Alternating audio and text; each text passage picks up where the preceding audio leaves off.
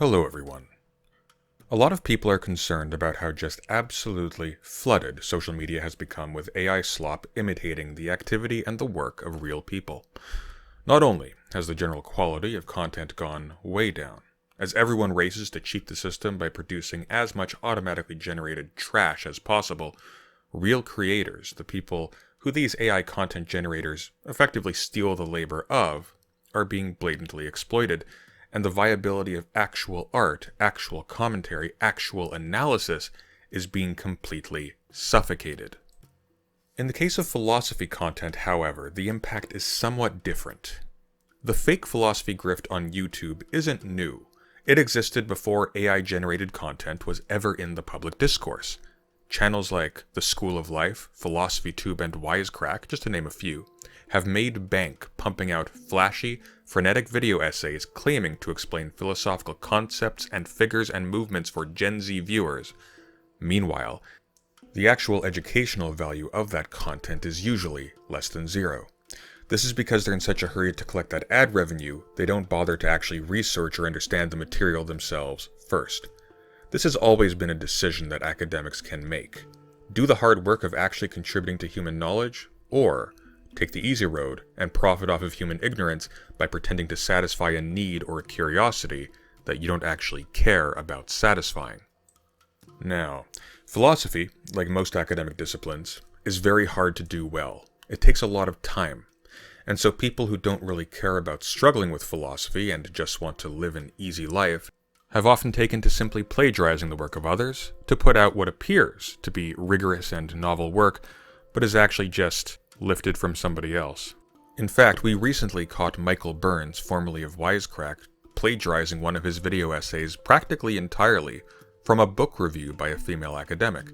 And we're pretty sure that's not the only time he's done so. I made a video about it, link in the description, but spoiler alert for the future, since my initial coverage of his plagiarism, it appears that Michael Burns has taken his dissertation off the internet.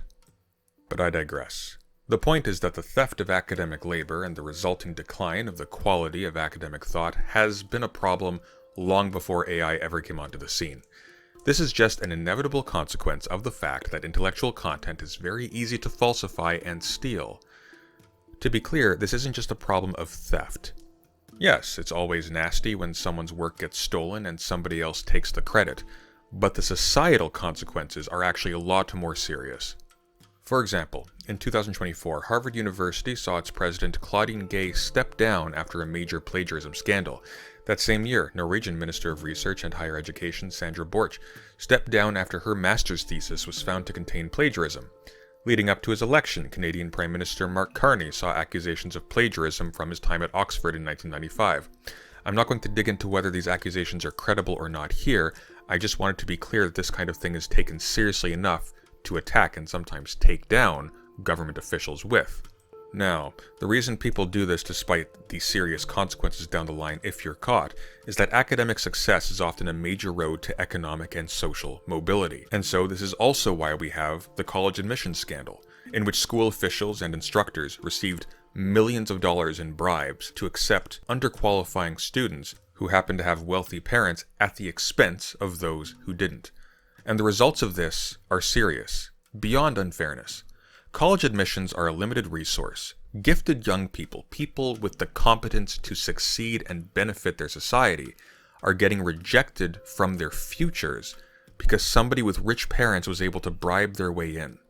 The result is a grotesque situation in which academia and industry become flooded with incompetent people who cheated their way into a piece of paper that lets them fool others into thinking that they have specialized expert knowledge that they don't, and that therefore they are especially competent to work and even lead in sectors where they might not have any competence at all.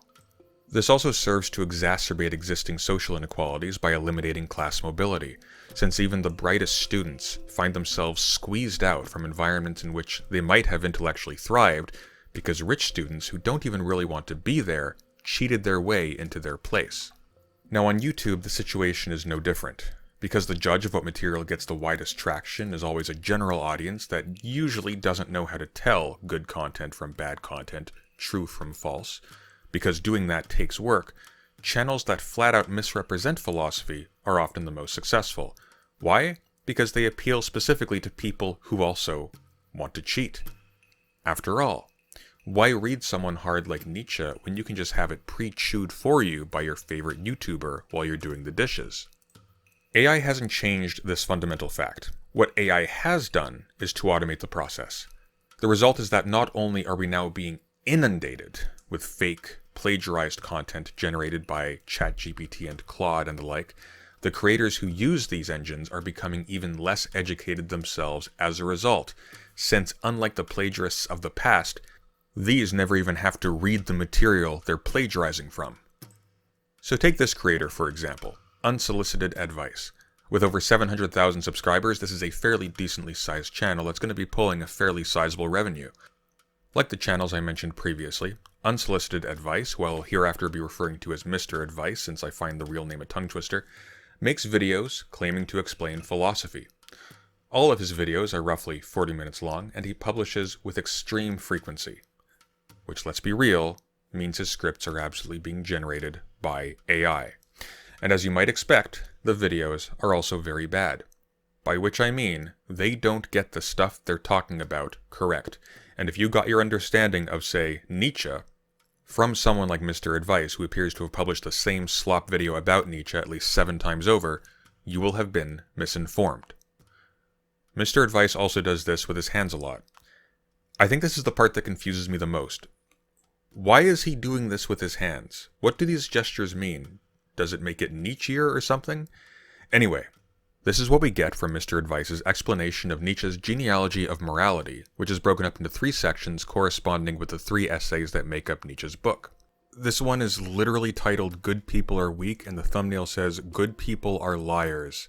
I can't even. Note, I have condensed this to remove the bloat. I will provide a link in the description so you can make sure that I'm not misrepresenting Mr. Advice here. But, he begins.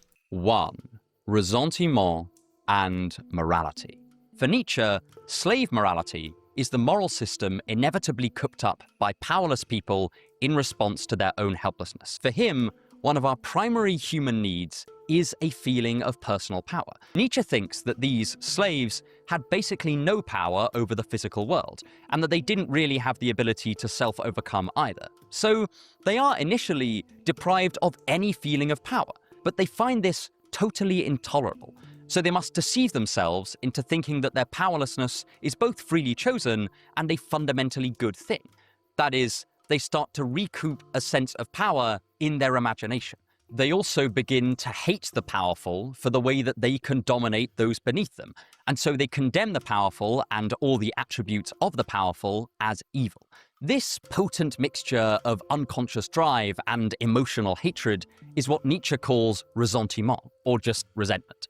In some ways, this general structure of thinking is something that manifests in quite everyday instances. We've all known someone who's failed to achieve something and so decided that they didn't want it anyway, and indeed thought that that thing was bad in itself. This has happened to me in the past. I auditioned for a music conservatoire a few years ago and I didn't get in. So I spent the next month or so trying to convince myself that actually it was a rubbish place and I didn't want to go there anyway. So, in the first treatise, we learn that powerless people feel resentment towards the strong, and so contrive an imaginary realm where the strong can be bad and the weak can be good to cope about their real lack of power, pretending that they chose rather than were simply unable to do what the strong do. Not great, not terrible. Except for the fact that he gets a basic and central concept in Nietzsche wrong in a way that completely betrays his lack of reading Nietzsche directly.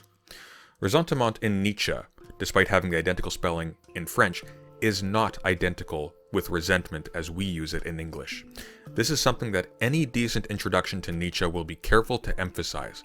Ressentiment is the thirst for reaction that the weak are unable to vent on the strong, resulting in that energy ruminating, circulating within the person, driving them to create new imaginary planes on which these emotions can be vented. This is important because this becomes an essential element in what thinkers after Nietzsche, such as Freud, Lyotard, Deleuze, etc., will refer to as libidinal economy, the ways in which the various drives that make up our psyches are channeled to produce all of the strange, wonderful, often terrible things that social organisms do. Just to emphasize what a clown show this is, Mr. Advice then takes a break to advertise his sponsor Brilliant as, and I kid you not, an easier way to learn difficult ideas by having them pre-chewed for the masses. But before we continue with the video, if there's one thing I am very passionate about, it is learning and critical thinking, which is why I recommend you check out today's sponsor, Brilliant. If you want to improve your own critical thinking skills, then you can check out the logic courses on Brilliant, which are great tools for seeing what logic is all about. And with even basic logic, the world of philosophy is a much clearer place. Because that's what Nietzsche is about. That's what I think about when I think of Nietzsche. Democratizing philosophy by making it dumb enough for completely uninvested people to consume. Amazing. Just brilliant. But moving on, we come to the second treatise, wherein we learn 2. The origins of a guilty conscience. For all our outward skepticism about shaming people, we live in a pretty guilt-based culture. That is, our moral systems rely on people recognizing what they've done wrong and administering some sort of internal correction for their misdeeds. Nietzsche's ultimate claim about bad conscience is that it is someone's will to cruelty turned inwards. We can immediately notice another structural similarity to the last section. Just like Nietzsche said that slave morality was a wish to become powerful that became twisted through the imagination, guilt is an instinct towards being cruel that then gets pushed towards ourselves. After this, Nietzsche lays some groundwork with a long discussion of the creditor-debtor relationship and the nature of punishment. He claims that debt, in the broadest sense of the word, first emerged among individuals as a form of bartering, but soon stretched far beyond this to be a real cornerstone of civilized society. He says that gradually the idea of debt became abstracted from individual cases to characterize a person's relationship with their community. That is, we owe things to the community, with these obligations enshrined in law, and in return, we are granted all the considerable advantages of belonging to that community. This included the sense that we owed something to the founders of our society, hence the emphasis many cultures place on tradition and custom. But what is to reinforce this patchwork of society-wide creditor-debtor relationships? Well, it is nothing other than punishment. Nietzsche thinks that civilizing mankind is a pretty brutal affair. He describes the first complex societies as heavily tyrannical and points to the long history of torture and execution in Europe to support this idea. He considered the purpose of these punishments to be establishing and supporting laws, so that each person in a society will learn a few broad prohibitions, and thus the community will be stabilized. Nietzsche thinks that bad conscience comes when the human instinct for cruelty is turned inwards and directed at one's own baser or animal will, which is condemned by their morality. This finds its apotheosis in the idea that we are offending God, whom we owe everything to, with our sin. For Nietzsche, this is what makes us crave redemption so very much, and leads to what he says is the genius in the Christian story. Christianity's true stroke of genius. God personally sacrificing himself for the sins and the debts of man. God as the one being who can deliver man from what man had become unable to deliver himself. This is part of the nuance in Nietzsche's position. He thinks that Christianity does provide an answer to a problem, he just thinks it's a problem that Christian morality created. Our bad consciences tell us that we are in need of redemption and for our debts to God to be forgiven, and then Christ is said to have redeemed us. Nietzsche's problem is that he thinks this story is false, and we will gradually lose our faith in it.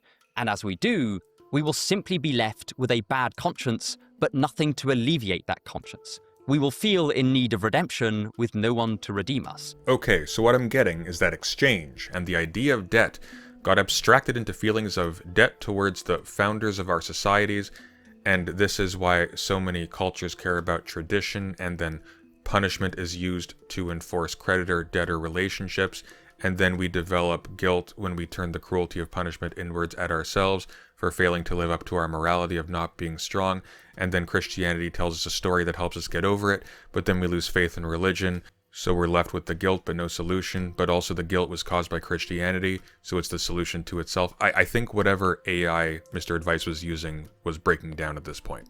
We'll just skip over the fact that Mr. Advice conflated the most ancient societies with Christian morality. That lands more or less where my expectations are lying at this point.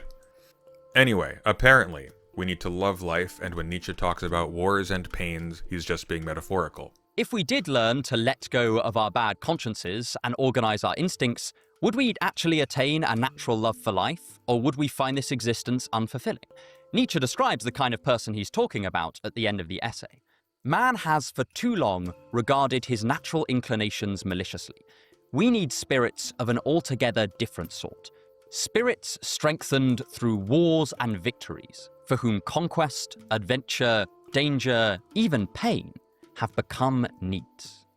Although Nietzsche is using terms like war and conquest mostly metaphorically, I wanted to quote this to illustrate just how different Nietzsche's conception of the ideal man is from most people's. Just by the way, Nietzsche was not being metaphorical. At last we cover the third treatise, wherein we deal with the ascetic ideal, and here it starts to get really weird. Mr. Advice begins by giving some examples of asceticism in philosophy. Think of the classic image of an ascetic monk. This is someone who forgoes bodily pleasure and bodily instinct in the hope that it will bring some spiritual reward. They attempt to want less, to rein in their wills and achieve a kind of passive peace. Nietzsche also thinks that this ascetic ideal characterizes the classic approach of the philosopher. Quite plausibly, he argues that philosophers have tended to place the workings of the intellect over that of the body or the animal will. Think of Plato's Symposium and how he says that the love of ideas is higher than the love of things in this world, or Aristotle's notion that contemplation was, in fact, life's greatest pleasure. These aren't his own examples, they are taken directly from Nietzsche's Genealogy of Morality, but since they are not clearly designated as such, it appears as though Mr. Advice is explaining the text when in fact he is simply copying it. And I don't think he's copying it on purpose. I think once again that this is being fed to him by ChatGPT. And nowhere is this more obvious than in Mr. Advice's utter butchery of Nietzsche's treatment of the concept of truth. Nietzsche's final attack on the ascetic ideal is an attack on the supreme value of truth itself. Nietzsche thinks that positing a world in itself, separate from the way that we perceive it, is yet more asceticism. For him, this too is a kind of rejection of the instincts. It's saying that our perspective and our desires are far less important than the world as it actually exists. This is not how Nietzsche's noble thought. The noble man wished to shape the world in his image, whatever it took. This will certainly involve learning how the world works, but he will not for a moment think that truth is the ultimate good in and of itself. Just like everything else, it is to be used for life affirmation. This one is actually just sad because it is so much less interesting than what Nietzsche is actually doing. Nietzsche doesn't argue that we are using truth improperly. He is arguing that truth doesn't exist as such. What we call truth is simply that which is a condition of some form of life. As he writes in The Gay Science, quote, "Through immense periods of time, the intellect produced nothing but errors." Hang on, I'm sorry, that's not nearly Nietzsche enough. "Through immense periods of time, the intellect produced nothing but errors. Some of them turned out to be useful and species-preserving. Those who hit upon or inherited them fought their fight for themselves and their progeny with greater luck.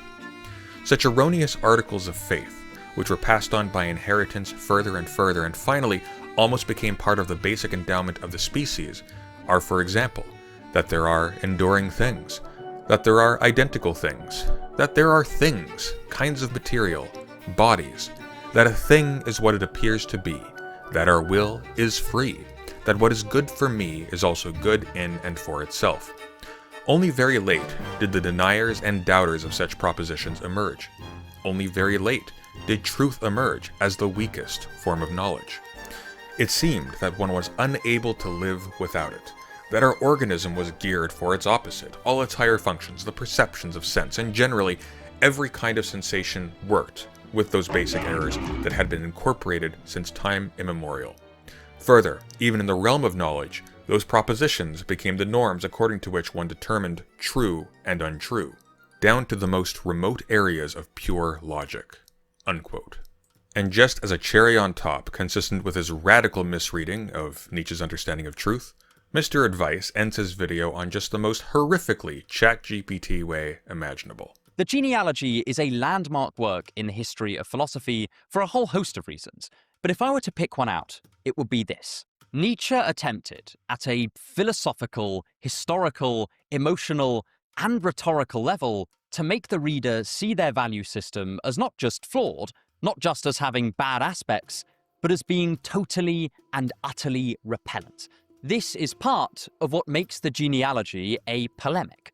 Nietzsche takes everything we view as valuable, including kindness, selflessness, conscience, and even the supreme value of truth, and argues that they are either inadequate or, even worse, robbing humanity of its chance to be truly great. Robbing humanity of its chance to be truly great? See, to me, this doesn't read like Nietzsche at all. This evokes more that line by Marx about religion being the opiate of the masses, that is, an illusory happiness obscuring the absence of the real happiness and tranquility that humankind would be capable of acquiring for itself if it weren't for class oppression. This is not how Nietzsche sees humanity. There is no true greatness that humanity fails to attain to. That would literally, again, be to replace humanity with an ideal and with a notion of truth beyond the actual, the exact opposite of what Nietzsche was doing. Suffice it to say, this is a butchery of Nietzsche, and if you're getting your understanding of Nietzsche from someone like Mr. Advice, you're being miseducated.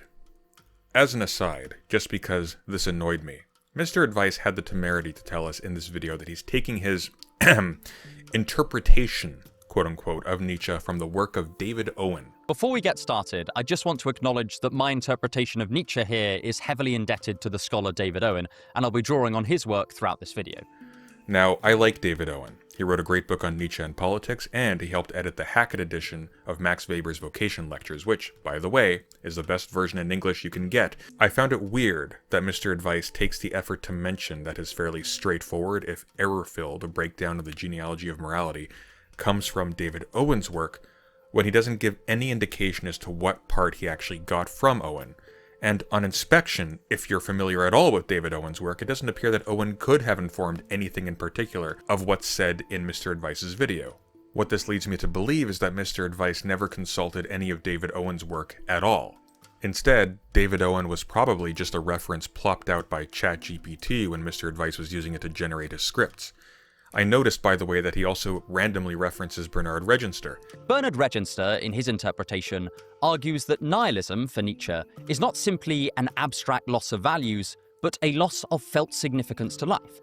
I mention this because guess who just happened to turn up multiple times when, out of curiosity, I asked ChatGPT to generate a video essay along the lines of what Mr. AdSense was pumping out over the last year.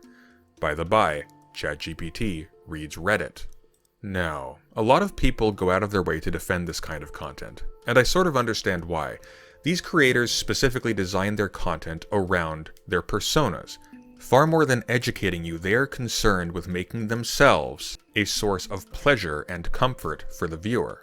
And so when people try to defend this content, usually it's out of a desperation to rationalize the material as having some extrinsic justifying good, rather than on philosophical grounds. So for example, you'll often see people say, well, what if as a result of this video, bad as it is, people go and actually read Nietzsche for themselves? Sure, maybe this video is filled with misinformation, but what if as a result of watching Mr. Advice's videos, people go out and actually read Nietzsche and learn why it's wrong? Win-win, right?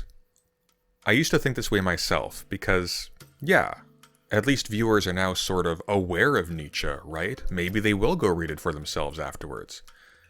Except people won't go read Nietzsche after watching these videos, because here's the problem with dumbing down philosophy to make popular content on the cheap, regardless of whether you're using AI or Wikipedia or whatever to do it.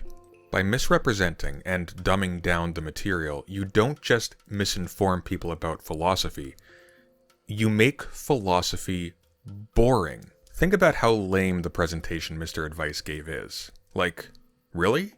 Is that what Nietzsche was all about? Is that it? Nietzsche thought weak people sucked? That Christians actually take pleasure in sinners going to hell even while they're preaching universal love and compassion? Whoa! Wake up, everybody. Religion is just a power grab by priests? Whoa, slow down, Reddit atheist. Punishments are about enforcing laws? You don't say. Ascetics and philosophy are similar to monks? This is all so prosaic and lame. There's nothing interesting here. We all know all of this already. Our popular media is saturated with these statements. There's no actual defense for this. This is just bad philosophy that is also plagiarized. Unsolicited advice is passing off other people's work as his own, as well as leveraging the authority of authors I am dead certain he hasn't read for himself at all. And the only difference between what he's doing and just stealing someone's ideas out of another published article is that Mr. Advice had the process automated through an LLM.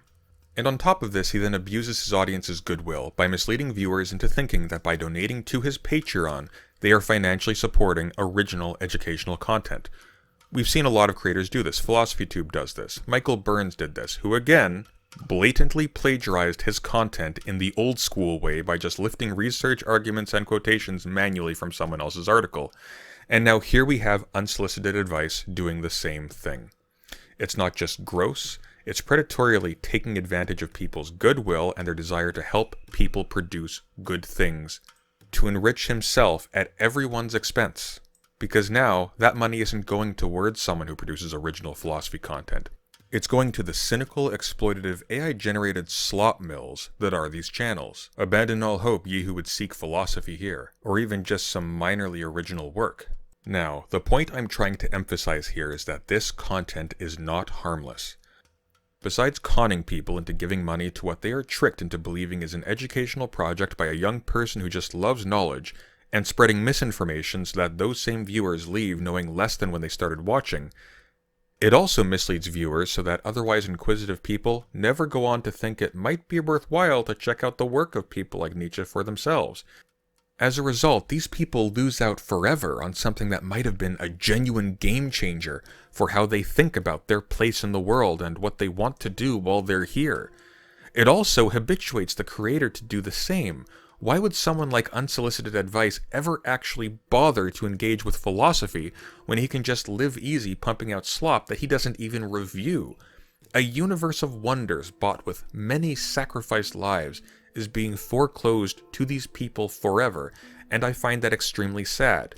Within Nietzsche's writings, you will find potent and emancipatory arguments for valuing life and our planet, against the demonization of criminals and the wanton use of death as a punishment, against racism, nationalism, and fascism, and against a life dominated by a subterranean jealousy and a thirst for revenge in favor of one that is free and spontaneous.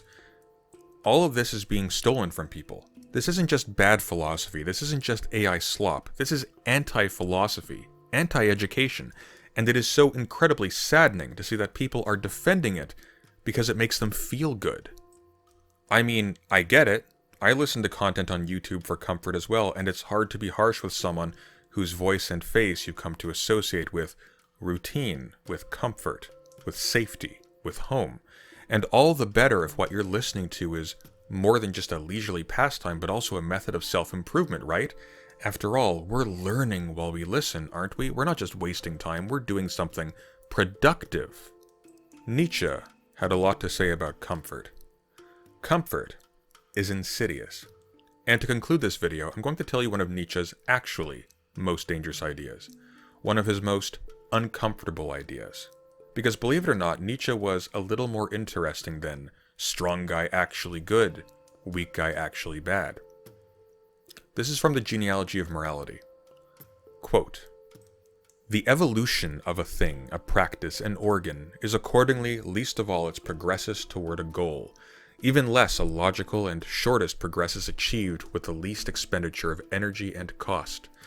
Instead, it is the succession of more or less profound, more or less mutually independent processes of overpowering playing themselves out in it, along with the resistances applied to them each time, the attempted transformations for the purpose of defense and reaction. Also the results of successful counteractions. The form is fluid, but the meaning, quote-unquote, is even more so. Even within each individual organism, things are no different. With every substantial growth of the whole, the meaning of the individual organs also shifts. Sometimes their partial destruction, their decline in number, for example through annihilation of the intermediary members, can be a sign of growing strength and perfection. I mean to say, even the partial loss of utility, atrophying and degenerating, loss of meaning and purposiveness, in short, death, belong to the conditions of actual progresses, which always appears in the form of a will and way to greater power, and is always asserted at the expense of numerous smaller powers.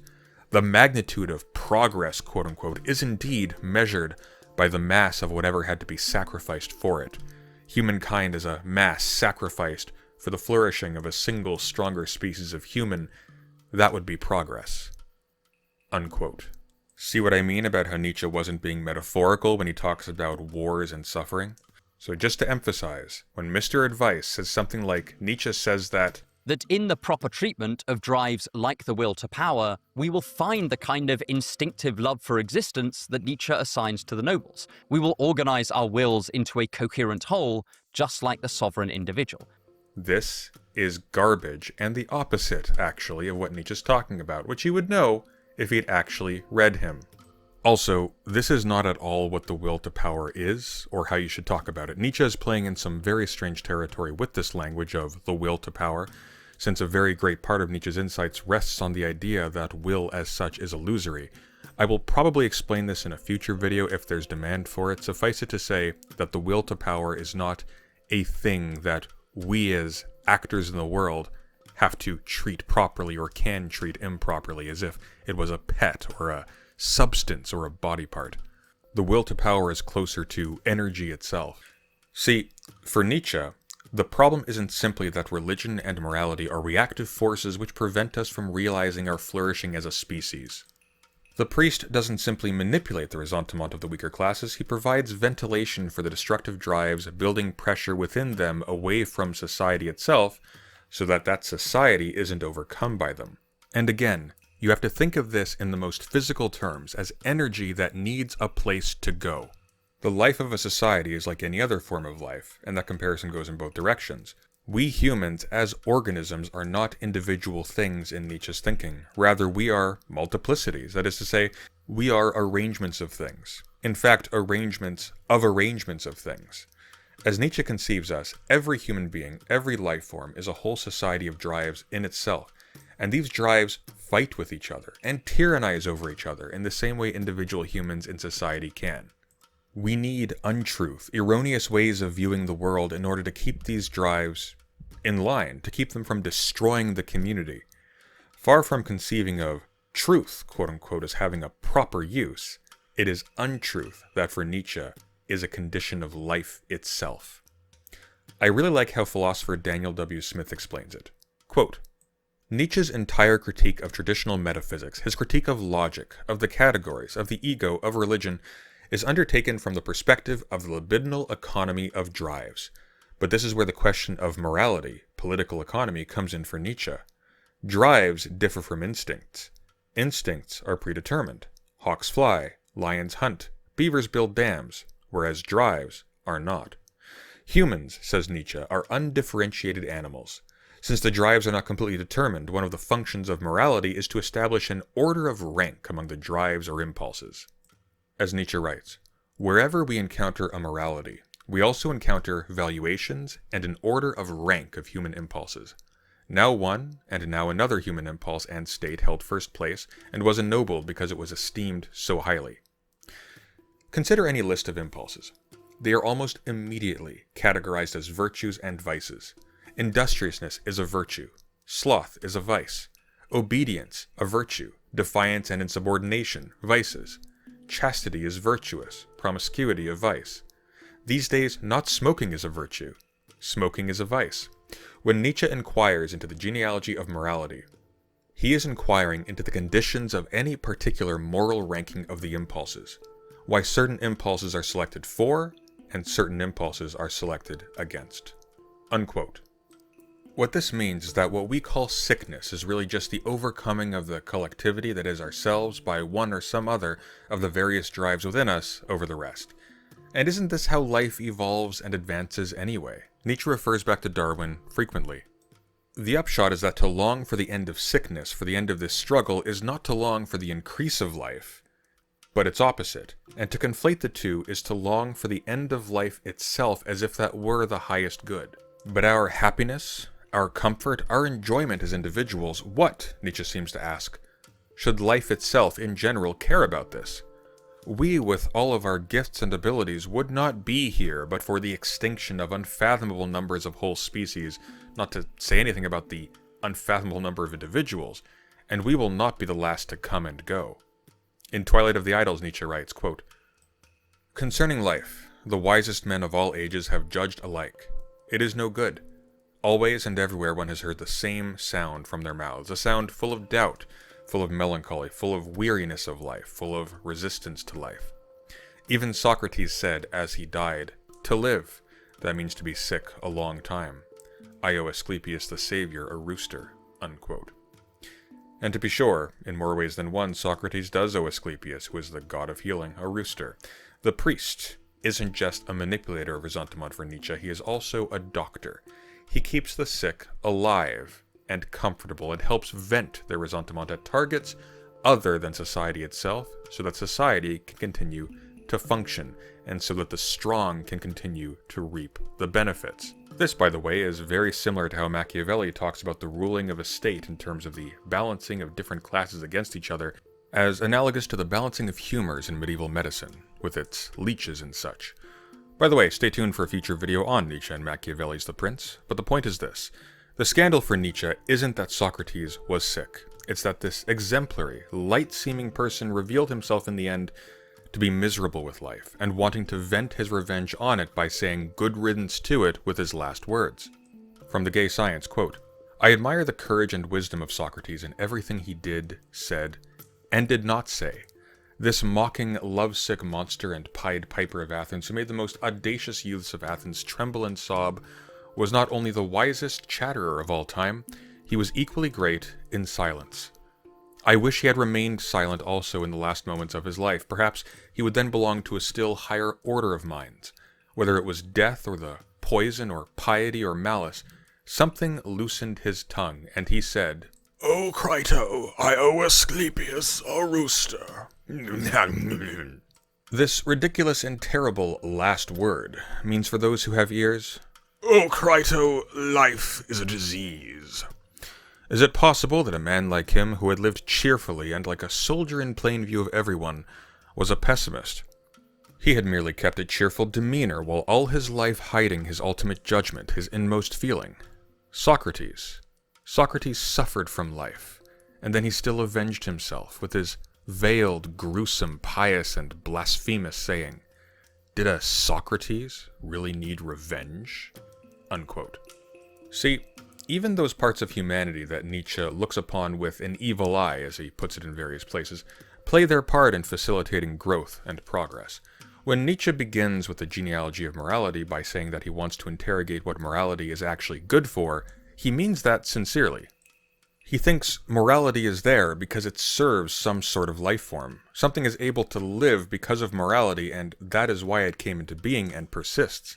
The sick and those with ressentiment aren't themselves evil or bad in the way that Unsolicited Advice seems to think Nietzsche is framing them, as if Nietzsche were a Christian-style moralist condemning them as sinners. Nietzsche attempted, at a philosophical, historical, emotional, and rhetorical level, to make the reader see their value system as not just flawed, not just as having bad aspects, but as being totally and utterly repellent.